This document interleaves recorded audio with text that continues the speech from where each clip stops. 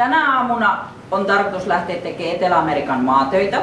Mä oon tehnyt tänne valmiiksi teille maista laput ja mä kohta kierrän ja te saatte nostaa parin kanssa sen maan, mistä te tuutte tekemään sitä työtä.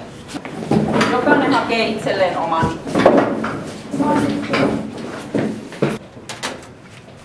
Minitietokoneet ovat aktiivisessa käytössä. Me ollaan tekemässä tätä maaesitelmää Jamaikasta. Wikipediasta tai keskusteluista.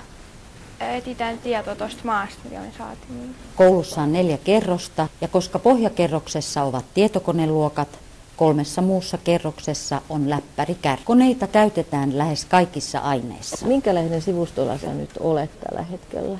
Turun Sanomien. No me etsitään uutisotsikoita netistä ja sitten tehdään niistä tiivistelmät. Mä kirjaudun Sparkiin. OpenSpark on Suomen suurin langattomien tukiasemien verkko. Turussa ruutukaava-alueella on paras peitto ja esimerkiksi kirjastoissa on poikkeuksetta mahdollisuus kirjautua samoilla käyttäjätunnuksilla internettiin. Uropelon koulun TVT-hankkeessa on tarkoitus tutkia eri mahdollisuuksia käyttää tietotekniikkaa koulun arjessa. Koulun jokainen opettaja on mukana myös hankkeessa, eli jokainen opettaja on sitoutunut kehittämään omaa opetustaan. Kun yksi osaa jotakin, hän opettaa muita, näin kaikki oppivat.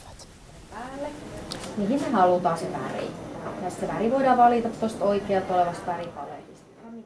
Koulu on ilmaisupainotteinen ja koulun juhlakulttuurilla on vahvat perinteet. Nämäkin on nyt otettu mukaan tähän hankkeeseen. Juhlien järjestelyssä on mukana iso joukko oppilaita ja siellä on mukana sitten myös TV.